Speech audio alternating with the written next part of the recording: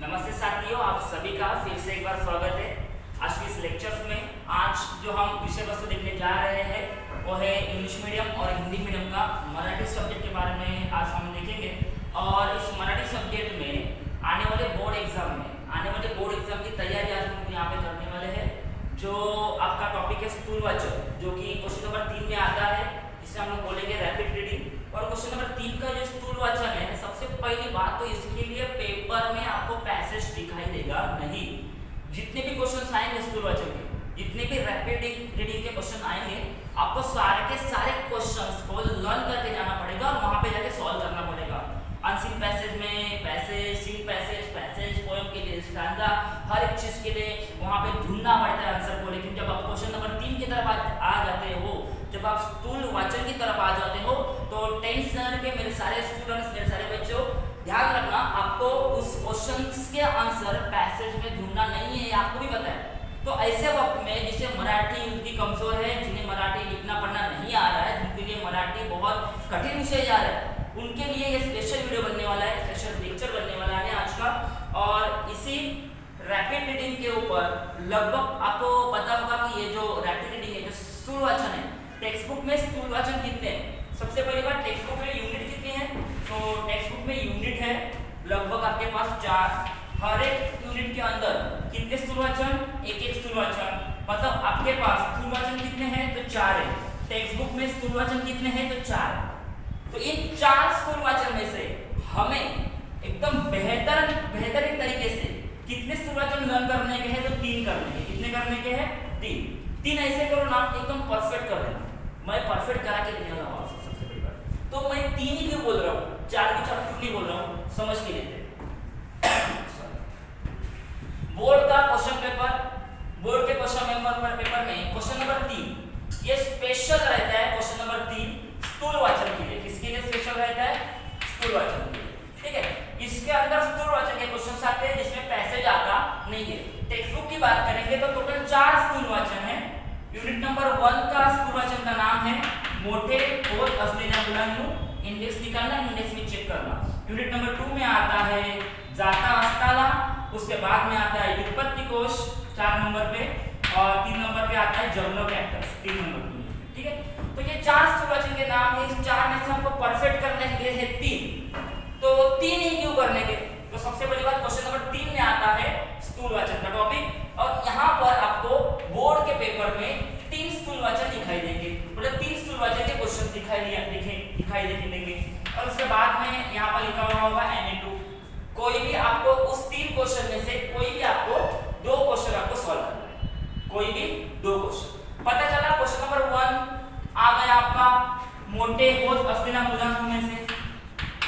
ठीक है, question number 2 आपका आ गया व्युत्पत्ति कोश से, और क्वेश्चन नंबर 3 आपका आ गया जाता असताला लेसन से क्वेश्चन आ गया। तो इन तीनों में से आपको कितने करने हैं? सिर्फ 2 क्वेश्चन सॉल्व करने हैं। और हमने पहले 3 करके रखे हैं, इसको किया ही नहीं, व्युत्पत्ति कोश को अच्छे से नहीं किया, लेकिन ये 3 कैसे कर लिए? परफेक्ट कर लिए। तो देखो, आप अगर ये 3 स्थूलवाचन परफेक्ट तरीके से करते हो तो मुझे बताओ इसमें से आपको कौन सा आएगा? क्वेश्चन नंबर 1 आप कर सकते हो क्योंकि आपने मोटे वाला किया हुआ है, तो इसका क्वेश्चन आप लिख सकते हो। उसके बाद में सेकंड व्युत्पत्ति कोश किया है यहाँ पर? नहीं किया है, इसको छोड़ दो। जाता असताला किया है यहाँ पर, तो इसका क्वेश्चन आप कर सकते हो। तो यहाँ इस तरीके से आप NA2 कर सकते हो। सही है। अभी दूसरी बात, कर सकते हो, लिख लो, पढ़ लो, लेकिन पढ़ना नहीं आ रहा है, समझ में नहीं आ रहा है, क्या करे? तो उनके लिए आज बताना चाहूंगा मैं कुछ ऐसे पॉइंट्स आपको बताने वाला हूँ। उतने पॉइंट्स आप करके जाना। उसके बाद में अगर मोठे होत असलेल्या मुलांनो इस स्थूलवाचन में से, मतलब पहले स्थूलवाचन में से यहाँ पर कोई भी क्वेश्चन आने दो, मोठे होत असलेल्या मुलांनो स्थूलवाचन में से यहाँ पर कोई भी क्वेश्चन आने दो, कोई फर्क पड़ता नहीं है। सिर्फ आपको इतना देखना है कि क्वेश्चन नंबर 1 कौन से लेसन से आया? क्वेश्चन नंबर 1 मोठे होत असलेल्या मुलांनो इस लेसन से आया। तो उस लेसन के लिए मैंने यहाँ पर एक पैसेज लिख के दिया है। यही पैसेज आपको हमें आंसर में लिखने का है। क्वेश्चन कौन सा भी हो, फर्क पड़ने वाला नहीं है। आपको सबसे पहली बात तो ये देखना है कि क्वेश्चंस कौन से लेसन से आए हुए। तो मोठे होत असलेल्या मुलांनो के लिए ये पैसेज, जाता असताला के लिए मैं अलग पैसेज दूंगा, जर्नल कैरेक्टर्स के लिए मैं अलग पैसेज दूंगा, व्युत्पत्ति कोश के लिए मैं अलग पैसेज दूंगा। सिर्फ आपको इतना देखना है कि क्वेश्चन कहां से आया हुआ है। क्वेश्चन अगर जाता हस्तला में से आया हुआ है तो जाता हस्तला के लिए मैं आपको एक पैसेज लिख के देने वाला हूं, वही पैसेज वहां पे लिख देना, क्वेश्चन कौन सा भी हो फर्क पड़ने वाला नहीं है। ठीक है, तो इस तरीके से कॉमन पैसेज मैं आपको देने वाला हूं। दूसरी बात, एक्चुअली में हमें क्वेश्चन कितने लर्न करने हैं। अगर आप मोटे बहुत असला मुलानु टेक्स्ट बुक ओपन करो और उसके क्वेश्चंस देखो, पेज नंबर 15 या 16 ऐसा कुछ तो रहेगा। ठीक है, तो अगर मोटे बहुत असला मुलानु इस लेसन के पीछे अगर आप क्वेश्चंस देखोगे तो पहले 4 क्वेश्चन बहुत इंपॉर्टेंट है, उसके बाद में जाता हस्तला के इधर भी पहले 4, जगना कैक्टस के भी पहले 4। ठीक है ना, तो कितने क्वेश्चन आपको लर्न करने हैं, तो आपको सिर्फ 12 क्वेश्चन लर्न करने हैं। कितने क्वेश्चन लर्न करने के हैं? 12। और इन 12 में से आपको यहाँ पे कम से कम 2 क्वेश्चन दिखाई देंगे और एनीट्यूडो लिखा हुआ है, इन 12 में से क्वेश्चन यहाँ पर आएगा। क्लियर है मैं यहाँ पे क्या बोलना चाह रहा हूँ? ठीक है, कितने मार्क्स के लिए आएगा वापस एक बार देखना। क्वेश्चन नंबर 3 जो स्थूल वाचन है वो कितने मार्क्स के लिए रहता है? वो टोटल रहता है 6 मार्क्स के लिए। एक क्वेश्चन होता है 3 मार्क्स का, तो 2 क्वेश्चन कितने मार्क्स के हो गए? तो यहाँ पर 2 क्वेश्चन हो गए 6 मार्क्स के हो गए। क्लियर है? यहाँ तक वापस एक बार रिपीट कर देता हूँ। मैं यहाँ पर हर एक स्थूल वाचन के लिए एक कॉमन पैसेज देने वाला हूँ। आपको बोर्ड पेपर में जाके सिर्फ इतना देखना है कि वो क्वेश्चन कौन से लेसन से आया हुआ है। अगर आपको पता चला कि ये क्वेश्चन जगना कैक्टस लेसन में से आया हुआ है तो मैंने दिया हुआ जगना कैक्टस नाम का जो पैसेज है वो उस क्वेश्चन के नीचे लिख देने का। क्वेश्चन कौन सा भी हो फर्क पड़ने वाला नहीं है, सिर्फ वो क्वेश्चन कहां से आया हुआ है वो पता करने का, उस लेसन का कॉमन पैसेज वहां पे लिख देने का। उसके बाद में अपना जो प्रॉपर आंसर होगा वो लिखना शुरू कर देना। ठीक है, आज के इस लेक्चर में जो हम लोग कवर करने वाले हैं वो है पहला स्थूल वाचन, जिसका नाम है मोटे होत असलेल्या मुलांनो। अभी मोटे होत असलेल्या मुलांनो इस स्थूल वाचन का ये कॉमन पैसेज मैंने यहाँ पे लिख के दिया है, जिसको मैं एक्सप्लेन करूंगा। और उसके बाद में इस लेसन के जो 4 क्वेश्चंस है वो 4 क्वेश्चंस आप टेक्स्ट बुक में ओपन करना। उस 4 क्वेश्चन का सबसे पहली बात तो हम लोग उसका मीनिंग पता करेंगे और उस 4 क्वेश्चन का आंसर क्या है वो मैं आपको एक्सप्लेन करूंगा। एक तो ये पैसेज जो आपको कम से कम 1 मार्क्स तो देके ही जाएगा, कम से कम 1 मार्क्स देके जाएगा। ठीक है, बाद में जो आपका प्रॉपर आंसर बनने वाला है वो पकड़ के आपको 1 मार्क्स तो कम से कम देके ही जाएगा। अगर बहुत ही बेहतरीन तरीके से विदाउट ग्रामर मिस्टेक अगर आपने यहाँ पर लिखा आंसर को तो 2.5 भी आपको यहाँ पे मार्क्स मिल सकते हैं। ठीक है, इसकी खासियत क्या है कि ये जो स्थूल वाचन है वो हम हमारे ओन वर्ड से भी लिख सकते हो। लेसन का सहारा लो, लेसन में क्या बोला है वो समझ के लो और उसके बाद में ओन वर्ड से भी आप लोग इसको लिख सकते हो। यहाँ पर ज्यादा मार्क्स कट होते नहीं है। आपने सुना होगा राइटिंग स्किल में मार्क्स आउट ऑफ नहीं मिलते, यहाँ पर मिल जाते हैं, क्योंकि यहाँ पर बच्चों ने की हुई मेहनत दिखाई देती है, मेहनत देखी जाती है कि बच्चे के पास पैसेज नहीं था फिर भी उसने किस तरीके से प्रॉपर तरीके से लिखा। चलो पेज नंबर 15 या 16 रहेगा, एक बार निकाल लेना सब लोग। टेक्स्ट बुक साथ में रखना, नोटबुक भी साथ में रखना। जैसे जैसे मैं बताऊंगा जो वर्ड का आपको मीनिंग नहीं आ रहा है वो आपका बाजू में लिख के रखना। हाँ, पेज नंबर 16 के ऊपर पहले 4 क्वेश्चन है। बार्क, अगर बार्क एग्जाम में आया तो आपको ये आंसर लिखना है। बाजू में लिखा है होमी बाबा, होमी बाबा एग्जाम के लिए आएगा तो आपको ये आंसर लिखने का है। अगर दोनों भी एग्जाम में आ गए तो इधर देखो, इधर फुल स्टॉप है, आधा एक के अंदर लिख दो, आधा दूसरे के अंदर लिख दो। Second number question, sky is the limit, ही परिस्थिति केव्हा निर्माण होऊ शकते। सेकंड नंबर क्वेश्चन, ये क्वेश्चन एग्जाम में आया, पता चलना चाहिए स्काय इज द लिमिट। ये क्वेश्चन कहां से आया? मोठे होत असलेल्या मुलांनो लेसन से आया। तो मोठे होत असलेल्या मुलांनो लेसन का पैसेज यहाँ पर है, तो ये आंसर आपको वहां पे लिखना है। 3 नंबर क्वेश्चन, मेटलाइजिंग प्रोसेस के ऊपर काम क्यों नहीं हो रहा था, ये 3 नंबर क्वेश्चन है। ये मेटलाइजिंग का आया तो पता करना चाहिए ये क्वेश्चन मोठे होत असलेल्या मुलांनो लेसन का है, तो ये पैसेज आपको उसके अंदर लिख देने का। 4 नंबर क्वेश्चन, आदि केले मग सांगितले, वापस एक बार ये आंसर आपको, ये पैसेज आपको आंसर में लिख देने का। मतलब चारों क्वेश्चन का स्टार्टिंग का आंसर आपका क्या रहेगा? सेम रहेगा। ठीक है, स्टार्टिंग करने वाला जब चेक करेंगे टीचर पता चलेगा अरे वाह इतना अच्छा लिख के आया बच्चा, मतलब क्या उसका ग्रामर मिस्टेक भी नहीं है। लगभग आपका 1 से 1.5 मार्क्स यहाँ पे फिक्स होने वाला है 3 मार्क्स में से। एक क्वेश्चन कितने मार्क्स का? 3 मार्क्स का। 2 क्वेश्चन कितने मार्क्स का? 6 मार्क्स का। क्लियर है मैं क्या बोल रहा हूँ? ठीक है, चारों क्वेश्चन का आंसर क्या है उसका उसके ऊपर हम लोग डिस्कशन करेंगे, मैं बातें करूंगा आपके साथ। उसके बाद मैं चारों क्वेश्चन का मीनिंग भी बताऊंगा लास्ट में जाके। लेकिन उसके पहले ये जो मास्टर पैसेज है जो कि हर एक क्वेश्चन के लिए मैच कर रहा है, उसके बारे में सबसे पहली बात हम लोग देख लेते हैं। चलो देखिए, मोठे होत असलेल्या मुलांनो, हे स्थूल वाचन डॉक्टर अनिल काकोडकर यांनी लिहिले असून आपल्या यशस्वी जीवनातील 2 अमूल्य अनुभव सांगितले आहेत। यहाँ पर लिखा है कि मोटे होत असलेल्या मुलांनो, ये स्थूल वाचन डॉक्टर अनिल काकोडकर इन्होंने लिखा है और अपने यशस्वी जीवन का, अपने सक्सेसफुल जीवन के बारे में 2 इंपॉर्टेंट अनुभव बताए हुए हैं। फिर से एक बार देख लेना, मोटे होत असलेल्या मुलांनो, ये स्थूल वाचन डॉक्टर अनिल काकोडकर इन्होंने लिखा है और अपने यशस्वी जीवन के बारे में उन्होंने अपने 2 एक्सपीरियंस बताए हुए हैं। उसके बाद में लिखा है, डॉक्टर अनिल काकोडकर यांचे शिक्षण भाभा ॲटॉमिक रिसर्च सेंटर मतलब बार्क येथे झाले असून त्यांनी बार्क मध्ये मेटलायझिंग प्रक्रियेवरती मोलाचे कार्य केले आहे। यहाँ पे लिखा है कि डॉक्टर अनिल काकोडकर इनकी पढ़ाई बार्क में हुई थी। बार्क मतलब भाभा एटॉमिक रिसर्च सेंटर में हुई थी, भाभा अनुसंशोधन केंद्र में हुई थी और उन्होंने बार्क में ही उन्होंने जॉब किया। उन्होंने बार्क में ही मेटलाइजिंग प्रोसेस के ऊपर उन्होंने इंपॉर्टेंट काम किया हुआ है। ठीक है, तो ये जो पैसेज है वो आपको क्या करना है कि कोई भी क्वेश्चन आने दो, आपको यही पैसेज स्थूल वाचन का लिखना है और बाद में आप अपने प्रॉपर आंसर की शुरुआत करनी है। ठीक है, एक बार क्वेश्चन देख लेते हैं क्या क्या क्वेश्चंस हैं यहाँ पर। पहला क्वेश्चन देख लो क्या है, पेज नंबर 16 के ऊपर। तो क्वेश्चन नंबर पहला देखेंगे हम लोग, पेज नंबर 16 के ऊपर टिपालिया लिखा हुआ है।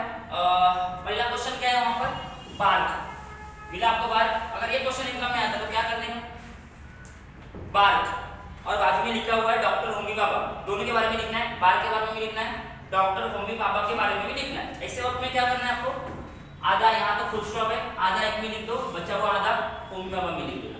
क्लियर है यहाँ तक। अभी बार्क मतलब क्या, अभी जो मैं बातें बता रहा हूँ आपको लेसन में से बता रहा हूँ, इंपॉर्टेंट चीज बता रहा हूँ और वो आपको एग्जाम में लिखना भी है। तो नोटबुक और पेन लेके बैठना जैसे कि आप लिख रहे हैं। ठीक है, तो बार्क का फुल फॉर्म क्या है, यहाँ पे लिखा हुआ है। क्या बार्क का फुल फॉर्म है, Bhabha atomic research centre, Bhabha atomic research centre. ठीक है, बार्क का फुल फॉर्म हुआ है यहाँ पर। तो आपने क्या लिख दिया, बार्क का फुल फॉर्म लिख दिया। तो बार्क की संस्था किसके लिए काम करती है, तो बार्क की संस्था अनुसंशोधन का काम करती है। ठीक है, एटॉमिक रिसर्च के ऊपर काम करती है, वो सेंटर है, वहां पर एटॉमिक रिसर्च किया जाता है। तो दूसरी बात, तो बार्क इस संस्था में, देखो मैं आंसर क्या बता रहा हूं, तो उसका फुल फॉर्म लिखा, उसके बाद में वो काम क्या करके लिखा। इसका जो बार्क का जो बेस बनाया था, बेस को बोलते पाया, मतलब बार्क संस्थेचा पाया डॉक्टर होमी भाभा ने बनाया हुआ था। बार्क संस्था का जो बेस है वो डॉक्टर होमी भाभा ने बनाया हुआ था। ठीक है, तीसरा सेंटेंस हो गया आपका। ठीक है, चौथा सेंटेंस क्या देखेंगे, तो राइटर ने जब बार्क में एडमिशन किया था ना, तब ये जो बार्क नाम की संस्था थी वो 7 साल पुरानी थी। कितनी साल पुरानी थी, 7 साल पुरानी थी। और वहां पे जो बच्चे पढ़ने के लिए आए थे उसमें से कौन कौन थे, कुछ मूल्य होते और कुछ मूल्य होते, कुछ बॉयज थे कुछ गर्ल्स थे। और उनका टोटल कितना था, उनका टोटल था 100 था। 100 बच्चे 100 मुलं ते शिकायला आले होते। ध्यान देना फिर से एक बार, बार्क के बारे में बोल रहे हो, सिर्फ बार्क के बारे में बोल रहे हो, जो कि वो आपका 1.5 मार्क्स का क्वेश्चन है। बाजू में एक क्वेश्चन है डॉक्टर होमी भाभा, वो आपके लिए आएगा 1.5 मार्क्स का। तो बार्क के लिए 1.5 मार्क्स के लिए यहाँ से प्रॉपर सेंटेंस निकाला। उसके बाद में आपने फिर से एक बार बार्क का एक बार फुल फॉर्म लिख दिया। बार्क का फुल फॉर्म क्या है, इधर लिखा हुआ ही था, भाभा एटॉमिक रिसर्च सेंटर, तो भाभा अनुसंशोधन केंद्र, जो कि मराठी में लिखा हुआ है 5th या 6th लाइन के ऊपर रहेगा टेक्स्ट बुक में। ठीक है, तो उसके बाद में आपने क्या लिखा कि ये बार्क काम क्या करती है, बार्क अनुसंशोधनाचे काम करते, बार्क अनुसंशोधनाचे काम करते। उसके बाद में क्या लिखा, बेस किसने बनाया लिखा, तो बार्कचे बेस डॉक्टर होमी भाभाने बनवले लिखा। उसके बाद में क्या लिखा, बार्क जब रायटर ने मतलब अनिल काकोडकर ने जेव्हा ऍडमिशन घेतलं होतं, प्रवेश घेतला होता, तब ही बार्क नावाची संस्था 7 वर्ष जुनी होती और वहां पे कुछ मुले थी कुछ मुली थी। वो कितनी थी, बैच में 100। ठीक है, लगभग 5 से 6 सेंटेंस आपका बार के लिए। और उसके बाद में नेक्स्ट क्वेश्चन बाजू में क्या लिखा है, क्लिक करो। बाजू में लिखा है डॉक्टर होमी बाबा। अभी डॉक्टर होमी बाबा के बारे में क्या लिखोगे, तो डॉक्टर होमी बाबा के बारे में क्या लिखोगे, सबसे पहले लिखोगे ये लिखो बचा हुआ सेंटेंस, ठीक है। उसके बाद में क्या लिखोगे डॉक्टर होमी के बारे में, तो डॉक्टर होमी बाबा ये अणुशास्त्रज्ञ होते। कौन थे वो लोग, अणुशास्त्रज्ञ होते। उन्होंने देश के लिए बहुत अच्छा काम किया, जो कि उन्होंने अणु के ऊपर संशोधन किया, ऐसा लिख सकते हो। बाद में और क्या लिख सकते हो, उन्होंने बेस बनाया था, वो तो हमने लिखा हुआ ही था। तो बेस बनाने के बाद भी डॉक्टर होमी बाबा वहां पे बेस बनाने के बाद में उन बच्चों को पढ़ाने के लिए गए, ठीक है ना। अपनी संस्था है, उन्होंने खुद की संस्था थी, वो उन्होंने उसकी बेस बनाया था उस संस्था का। तो उन्होंने क्या किया, अनु बाबा ने डॉक्टर होमी बाबा ने क्या किया, उस संस्था में वो ट्रेनिंग देने के लिए हमेशा चले जाते थे। तो जब राइटर ने वहां पे एडमिशन किया था, तब डॉक्टर होमी बाबा 3 से 4 बार वहां पर वो ट्रेनिंग देने के लिए आए थे। और इन 3 से 4 बार जब वहां पर वो ट्रेनिंग देने के लिए आए थे, तब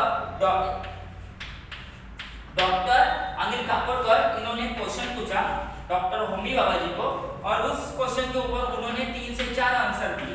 अब ये क्वेश्चन क्या था, ये आंसर क्या था, आप उसके अंदर लिख सकते हो, ठीक है।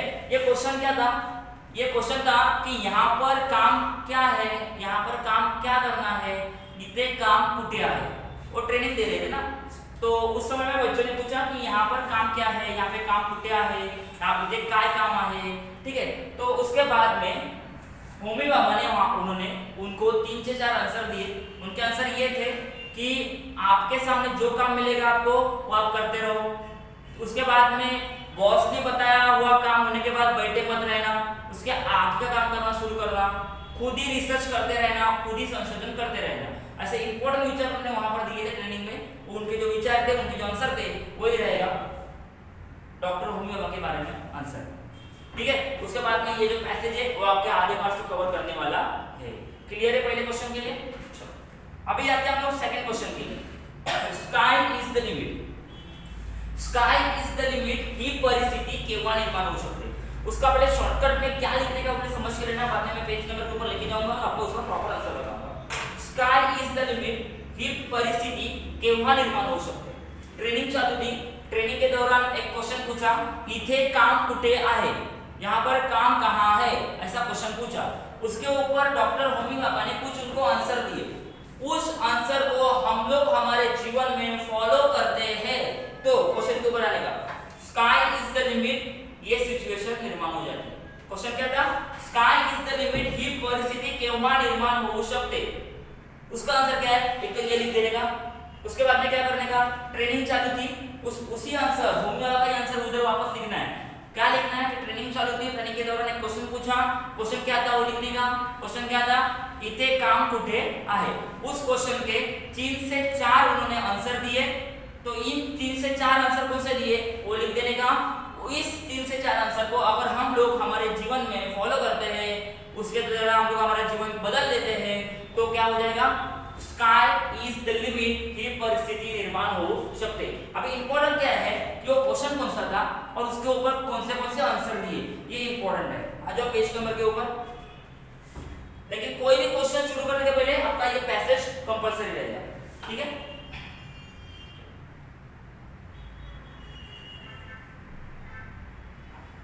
पैसेज नंबर सेकंड के ऊपर नीचे से पहली, दूसरी, तीसरी, चौथी, पांचवी, 6, 7, नीचे से 7th line. Passage number second, नीचे से 7th लाइन, पेज नंबर 15, ठीक है। क्या लिखा है, मिडल, देखो मिडल में लिखा है सर्वांना पुरेल इतकं काम कुठे आहे। सर्वांना पुरेल इतकं काम कुठे आहे, क्या आया, क्वेश्चन मार्क वाला ये क्वेश्चन है। और इस क्वेश्चन के कुछ आंसर बताए। इस क्वेश्चन के आंसर कहां पे बताए, आगे लिखा हुआ ही है, नीचे की लाइन के ऊपर आया ना, तुम्ही सर्वदा संशोधन करत रहा, आप सब लोग रिसर्च करते रहो, ये आएगा पहला। उसके नीचे लिखा हुआ है स्वतःच काम निर्माण करा, मतलब खुद ही काम तैयार करते रहो, ठीक है। और उसके बाद उसके आगे लिखा हुआ है कि बॉस ने दिया हुआ काम करके बैठना मत, उसका आगे काम करना शुरू करना। इस उत्तर को, ह्या उत्तराला आपण आपल्या जीवनामध्ये प्रवेश दिला तर स्काय इज द लिमिट ही परिस्थिति निर्माण हो सकते। क्लियर है? सेकंड नंबर क्वेश्चन का आंसर कैसे लिखने का आप लोगों को, ठीक है, एक तो ये पैसेज लिखने का है और बाद में ये क्वेश्चंस और उसके कुछ आंसर। इस जीवन को हमें अगर हम लोग उसमें फॉलो करते हैं उसको, इस आंसर को, तो स्काई इज द लिमिट ये सिचुएशन हमारे लिए निर्माण हो सकती है। क्लियर है आपके लिए? 3 नंबर क्वेश्चन, 4 नंबर क्वेश्चन वापस एक बार देखना। मेटलाइजिंग प्रक्रियेवरती काम न होण्यामागची कारणे, मेटलाइजिंग प्रोसेस के ऊपर काम क्यों नहीं हो रहा था उसके बारे में पूछा है। ठीक है, तो आपको पता ही होगा लेक्चर में हुआ था कि 2 एक्सपीरियंस बताए। पहला एक्सपीरियंस था जब वो पढ़ रहे थे, सेकंड एक्सपीरियंस था जब वो मेटलाइजिंग प्रोसेस के ऊपर काम कर रहे थे। तो मेटलाइजिंग प्रोसेस के ऊपर काम क्यों नहीं हो रहा था, उसका आंसर है पहले ये पैसेज लिखने। ठीक है, ये पैसेज लिख के होने के बाद में क्यों काम नहीं हो रहा था मेटलाइजिंग प्रोसेस के ऊपर, क्योंकि उनको जो यंत्र सामग्री दी, देखो यहाँ पर उनको जो यंत्र सामग्री दी थी, जो टूल्स दिए थे, जो मशीन दिए थे, वो काफी नहीं थी, कि भरपूर नवीन होती, न्यू सामान दिया था। इसके पहले ऐसे सामान के ऊपर किसी भी इंजीनियर ने काम किया हुआ नहीं था, किसी को उसके बारे में आइडिया नहीं थी, तो नई सामान दिया हुआ था, इसीलिए मेटलाइजिंग प्रोसेस के ऊपर काम नहीं हो रहा था। रीजन नंबर 1 समझ में आया क्या? नया सामान दिया था इसीलिए मेटलाइजिंग प्रोसेस के ऊपर काम नहीं हो रहा था। सेकंड नंबर रीजन, जितने भी सारे इंजीनियर आए थे, कुछ लोगों ने वेल्डर मांगा, कुछ लोगों ने फोरमैन मांगा, कुछ लोगों ने और भी कुछ मांगा। तो जब जो वरिष्ठ थे, जो सीनियर थे, उनकी मांगे पूरी करते थे, तो ये सारे इंजीनियर दूसरे के ऊपर डिपेंड होते थे। मतलब उन्होंने वेल्डर मांगा, सीनियर ने वेल्डर दे दिया, तो ये जो इंजीनियर है वो वेल्डर के ऊपर डिपेंड होते थे। जब हम लोग दूसरे के ऊपर डिपेंड होते हैं तब कभी भी हमारा काम पूरा हो सकता नहीं है। इसीलिए सारे वेल्डर दूसरे के ऊपर, सारे इंजीनियर दूसरे के ऊपर डिपेंड रहते थे, इसीलिए यहाँ पर मेटलाइजिंग का काम हो रहा नहीं था। क्लियर है यहाँ तक? Metallising 3 number question, metallising process के ऊपर काम क्यों नहीं हो रहा था, ये पैसेज लिखने का आपका 1.5 मार्क्स यहाँ पे फिक्स, और उसके बाद में प्रॉपर आंसर लिखना शुरू कर देगा। क्यों? यंत्र सामग्री नहीं थी, इसके पहले यह यंत्र सामग्री किसी को भी मिली नहीं थी यूज करने के लिए। ठीक है ना, इंजीनियर के लिए ये यंत्र सामग्री नहीं थी। उसके बाद में क्या लिखना है आपको, कि जितने भी सारे इंजीनियर थे वो वेल्डर के ऊपर, फोरमैन के ऊपर डिपेंड होते थे। डिपेंड को क्या बोलेंगे? अवलंबन। डिपेंड को क्या बोलेंगे? अवलंबन। ये सारे लोग वेल्डर के ऊपर, इंजीनियर वेल्डर के ऊपर, फोरमैन के ऊपर अवलंबून होते, म्हणून मेटलाइजिंग प्रक्रियेवरती काम पूर्ण होत नव्हते। जेव्हा आपण कोणावरती अवलंबून असू तेव्हा आपलं काम कधीच होणार नाही। ठीक है, क्वेश्चन नंबर 3 क्लियर है? बात देखिए, तीनों क्वेश्चन का मीनिंग समझ के लो, तीनों क्वेश्चन का आंसर क्या लिखना है वो शॉर्ट में समझ के लो, ओन से लिखने की कोशिश करना। 4 नंबर में आधी केले मग सांगितले, आधी केले मग सांगितले, इसका मतलब है पहले खुद करो और बाद में दूसरों को बताओ। ये सही है सर विधान? यस, ये विधान सही है। तो पहले कोई भी काम खुद करना चाहिए, बाद में जाके दूसरों को बताना चाहिए। तो इस तरीके से उसको ओन से एक 4 से 5 लाइन लिख देने का, और ये पैसेज अपने साथ में है। ठीक है, तो इसी के साथ हम लोग और भी सुवचन के लेसन की तरफ बढ़ रहे हैं, और ये सुवचन के टॉपिक को हमने इसलिए उठाया हुआ है क्योंकि जिन्हें मराठी नहीं आती, जिनमें लिखने को प्रॉब्लम होती है, उनको वो लोग इस पैसेज के सहारे मार्क्स निकाल सकते हैं। ठीक है, सारे सुवचन के लेसन आपको ये इस वीडियो में आगे आने वाले लेक्चर्स में कवर किए जाएंगे। ठीक है, थैंक यू वेरी मच।